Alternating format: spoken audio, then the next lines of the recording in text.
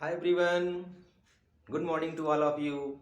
You are most welcome on my YouTube channel English with Des Dear Students। इन दिनों हम लोग adverbs की kinds की चर्चा कर रहे हैं। इससे पहले हम लोग जो है सिंपल एडवर्ब के जो 8 प्रकार होते हैं उनकी चर्चा कर चुके हैं। आज हम लोग जो एडवर्ब्स का जो दूसरा काइंड होता है इंट्रोगेटिव एडवर्ब, उसकी चर्चा इस वीडियो में करेंगे। और एक एडवर्ब का काइंड और होता है, वो रिलेटिव एडवर्ब होता है।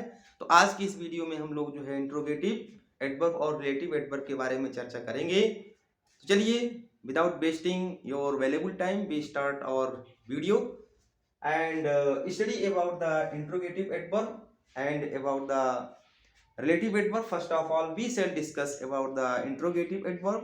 इंट्रोगेटिव एडवर्ब ऐसे एडवर्ब होते हैं जिनसे क्या होते हैं, प्रश्न पूछने के काम किए जाते हैं। डियर स्टूडेंट्स, देखिए जो है जैसे कि टाइटल से ही ये चीज क्लियर हो रही है कि इंट्रोगेटिव एडवर्ब क्या करते हैं, प्रश्न पूछने का काम करते हैं। ये प्रश्न सूचक क्रिया विशेषण होते हैं। ऐसे एडवर्ब्स जिनके द्वारा हम प्रश्न पूछने का काम करते हैं ना, या ऐसे एडवर्ब जिनके द्वारा क्या होता है, क्रिया के जो होने का जो कारण होता है उसको दर्शाया जाता है, उसको हम इंट्रोगेटिव एडवर्ब कहते हैं। अब देखो, जैसे हमने यहाँ क्वेश्चन किया किसी से, why are you crying, why are you crying. तो अब देखें डियर स्टूडेंट्स, यहाँ व्हाई के द्वारा जो है क्या हो रहा है, प्रश्न पूछने का काम किया गया है कि आप क्यों चिल्ला रहे हो। तो व्हाई यहाँ हमारा क्या हो गया, इंट्रोगेटिव एडवर्ब हो गया। दूसरा एडवर्ब, दूसरा देखो, दूसरा एग्जांपल हम देखते हैं। जैसे मैंने यहाँ क्या लिखा, where are you going, where are you going, तुम कहाँ जा रहे हो ना। वेयर आर यू गोइंग, तो वेयर क्या कर रहा है, यहाँ आपसे प्रश्न पूछने का काम कर रहा है। तो वेयर आपका क्या हो गया, इंट्रोगेटिव एडवर्ब हो गया। दूसरा देखें, हु आर यू, ठीक, आप क्या हैं, बोलो आप कौन हैं। नेक्स्ट देखते हैं, when will the train, when will the train arrive, when will the train arrive, गाड़ी कब आएगी। तो when के द्वारा भी क्या किया जा रहा है, प्रश्न पूछा जा रहा है। नेक्स्ट देखें, why are you laughing, why are you laughing, आप क्यों हंस रहे हो। तो ऐसे ऐसे शब्द जिनसे जिनसे क्या किया जाता है, क्रिया जो हो रही है ना, उस क्रिया के होने के बारे में प्रश्न पूछने का काम किया जाता है, उनको हम डियर स्टूडेंट्स क्या कहते हैं, उनको हम कहते हैं इंट्रोगेटिव एडवर्ब कहते हैं। तो बहुत इजी है, इसके बारे में ज़्यादा डिस्कशन करने की आवश्यकता नहीं है। अब हमारा एक जो है और एडवर्ब का काइंड बचा हुआ है, तीसरा हमारा क्या है डियर स्टूडेंट, वो है relative adverb. Relative adverb, relative adverb ऐसे होते हैं जो क्या होते हैं, किसी नाउन से पहले, किसी प्रोनाउन से पहले आकर के उससे अपने रिलेशन को दर्शाते हैं। ऐसे शब्दों को हम क्या कहते हैं, ऐसे शब्दों को हम कहते हैं रिलेटिव एडवर्ब कहते हैं।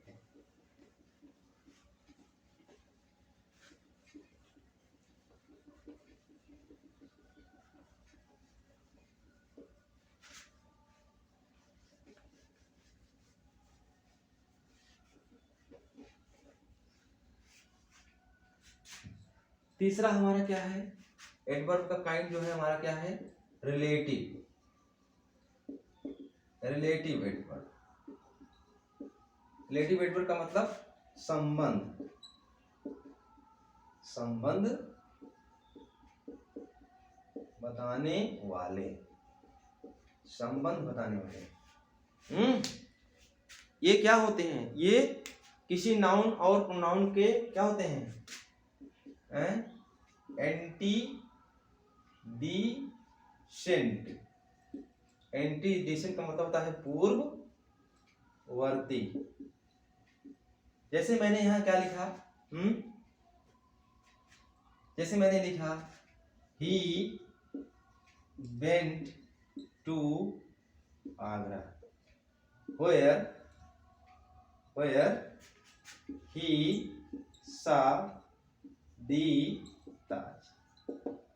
अब डियर स्टूडेंट देखो, अभी आप आपको वहाँ व्हेयर मिला था, इससे पहले वाले इंट्रोगेटिव वाले एडवर्ब में व्हेयर मिला था जो कि प्रश्न पूछने का काम कर रहा था। तो इन सब चीज़ों को आपको अच्छे से समझना होगा। ये सब चीज़ें अगर आप ध्यान से नहीं समझेंगे तो कंफ्यूजन निश्चित रूप से क्रिएट करेंगी। अब देखो यहाँ व्हेयर आपका क्या है, व्हेयर यहाँ पर इंट्रोगेटिव एडवर्ब नहीं है, बल्कि ये आपका यहाँ क्या हो गया है, रिलेटिव एडवर्ब हो गया है। क्यों? मैंने आपको बताया कि क्या होता है, एंटी जो होते हैं आपके एंटीडिसेंट जो होते हैं, जो पूर्ववर्ती जो यहाँ पर नाउन आएगा या प्रोनाउन आएगा, क्या करते हैं, उसी से अपने रिलेशन को ये दर्शाते हैं। जैसे व्हेयर जो है किससे रिलेशन दर्शा रहा है, आगरा से। किससे दर्शा रहा है डियर स्टूडेंट, आगरा से।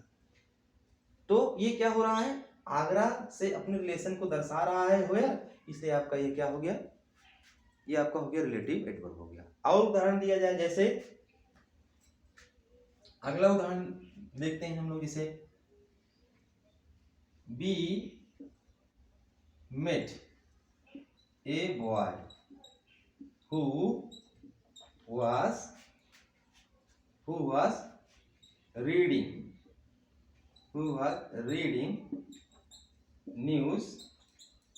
newspaper।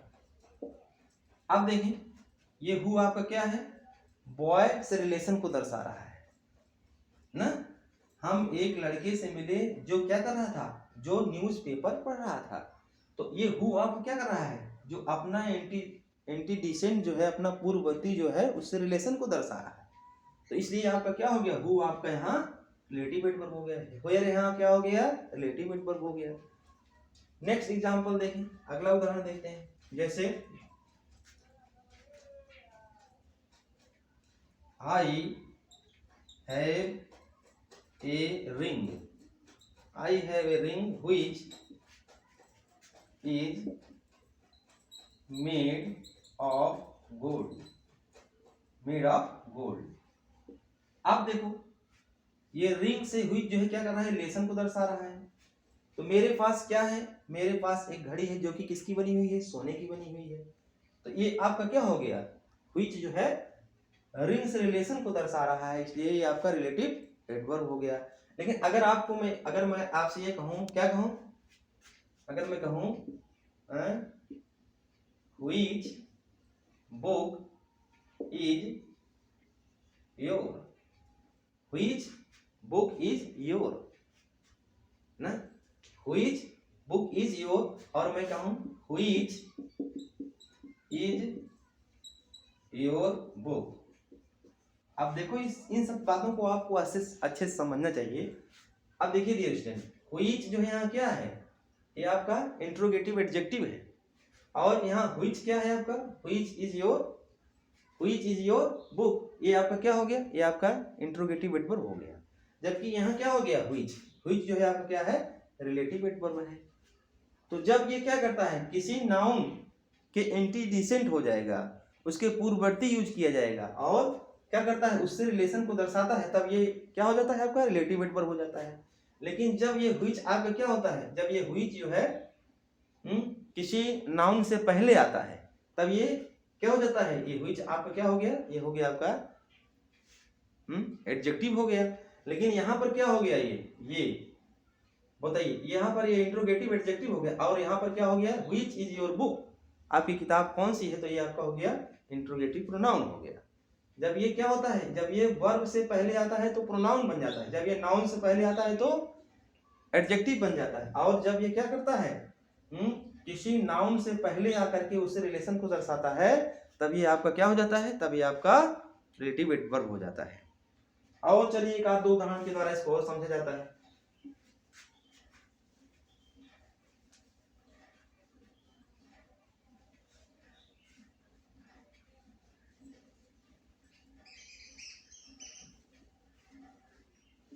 जैसे मैंने लिखा, this is the college, this is the college where I read, ये वो कॉलेज है, ये वो कॉलेज आपका नाउन हो गया। अब कॉलेज से कौन रिलेशन दर्शा रहा है, वेयर, तो this is the college where I read, ये वो कॉलेज है जहां मैं पढ़ता हूं।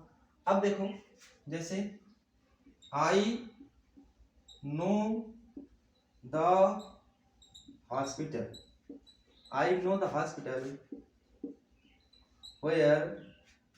where she was born, where she was born। मैं उस हॉस्पिटल को जानता हूँ जहाँ वो पैदा हुई थी। तो ये जो है where जो है क्या कर रहा है, हॉस्पिटल से रिलेशन को दर्शा रहा है। यहाँ where जो है कॉलेज से रिलेशन को दर्शा रहा है। तो जब ये क्या होते हैं आपके, जैसे आपका where हो गया, जैसे आपका who हो गया, जैसे आपका when हो गया ना, ये सब जब क्या होते हैं, किसी नाउन से पहले आकर के, किसी प्रोनाउन से पहले आकर के उससे रिलेशन को दर्शाते हैं, तो आपके वहाँ क्या हो जाते हैं, वो सब फिर रिलेटिव एडवर्ब हो जाते हैं। तो डियर स्टूडेंट्स, आज के वीडियो में हम लोगों ने जो एडवर्ब के जो 2 काइंड होते हैं उनकी चर्चा किया। पहला हमने किसके बारे में चर्चा किया, इंट्रोगेटिव एडवर्ब के बारे में चर्चा किए। इंट्रोगेटिव एडवर्ब के द्वारा क्या होता है, प्रश्न पूछने का काम किया जाता है।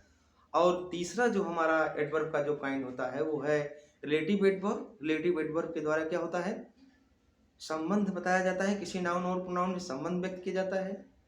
तो इस तरह से एडवर्ब के जो 3 काइंड्स होते हैं हम लोगों ने जो है क्या किया, उनकी विस्तार से जो है चर्चा किए। जो सिंपल एडवर्ब होता है उसके 8 काइंड्स होते हैं। जो लोग पहले वाली वीडियो ना देखे हों वो लोग वीडियो पहले वाला देख लें, तभी उनको अच्छे से हर चीज़ समझ में आएगी। तो जो सिंपल एडवर्ब होता है उसके 8 काइंड्स होते हैं, उसकी भी हम लोग चर्चा किए। उसके बाद जो है दूसरा जो एडवर्ब का काइंड होता है वो इंट्रोगेटिव एडवर्ब होता है। आज की इस वीडियो में हम लोगों ने उसके बारे में जाना समझा। तीसरा जो एडवर्ब का काइंड होता है वो रिलेटिव एडवर्ब होता है। तो डियर स्टूडेंट्स, अब आप लोगों को जो एडवर्ब जो होता है उसकी डिफिनीशन, एडवर्ब्स के जो काइंड्स होते हैं, उन सब चीज़ों को अगर अच्छे से समझना है, अच्छे से जानना है, उनका यूज कैसे होता है, किस प्रकार से हम उनको रिकॉग्नाइज कर सकते हैं, इन सब बातों के बारे में अगर आपको जानना है, समझना है, तो आप लोग जो है सारे वीडियो जो आप लोगों के पास भेजे जा रहे हैं उनको ध्यानपूर्वक देख लीजिए, अच्छे से नोट बना लीजिए।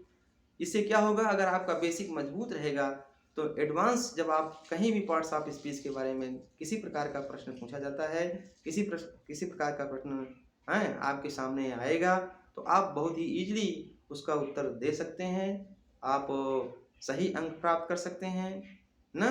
तो आज के वीडियो में हम लोग जो है एडवर्ब के जो 2 काइंड्स होते हैं, इंट्रोगेटिव एडवर्ब और जो रिलेटिव एडवर्ब होते हैं, उनके बारे में हम लोग चर्चा किए। मुझे पूरी उम्मीद है कि आप लोग जो है इन सारे वीडियोस को बहुत ही सावधानीपूर्वक देख रहे होंगे। मुझे ये कहते हुए बिल्कुल भी दिक्कत नहीं होती है कि मैंने जैसे आप लोगों से ये प्रॉमिस किया था कि जो भी टॉपिक मैं उठाऊंगा उस टॉपिक में कोई भी क्षेत्र छूटने नहीं पाएगा। उस किए गए वादे को मैं पूरी ईमानदारी के साथ, शिद्दत के साथ पूरा करने का प्रयास करता हूँ। आप लोगों की रिस्पॉन्सिबिलिटी ये बनती है कि जितने भी वीडियो आप लोगों के पास जा रहे हैं उसको भी देखे रहिए, जिससे कि जब हम लोग इंग्लिश लैंग्वेज के एडवांस प्रारूप के बारे में जब डिस्कस करना शुरू करें, जैसे आप लोगों को मान लीजिए मैं सिंटैक्स पढ़ाना शुरू करूँगा, सिंथेसिस पढ़ाना शुरू करूँगा और क्या कहते हैं नरेशन पढ़ाना शुरू करूँगा, तो इन सब चीज़ों को अगर आप अच्छे से समझे रहेंगे तो हाँ आपको कोई दिक्कत नहीं आएगी। और मुझे अब इसके बाद जो है मैं प्रीपोजिशन उठाने वाला हूँ। प्रीपोजिशन एक ऐसा चैप्टर होता है अंग्रेजी लैंग्वेज का जहाँ भी अंग्रेजी से रिलेटेड क्वेश्चन पूछे जाते हैं। निश्चित रूप से प्रीपोजिशन से 1 या 2 क्वेश्चन जरूर आते हैं, हर परीक्षा में पूछे जाते हैं। तो अब हम लोग नेक्स्ट टाइम जब मिलेंगे तो प्रीपोजिशन के साथ मिलेंगे।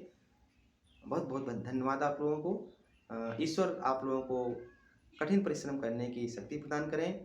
May God bless all of you. Thanks for watching this video.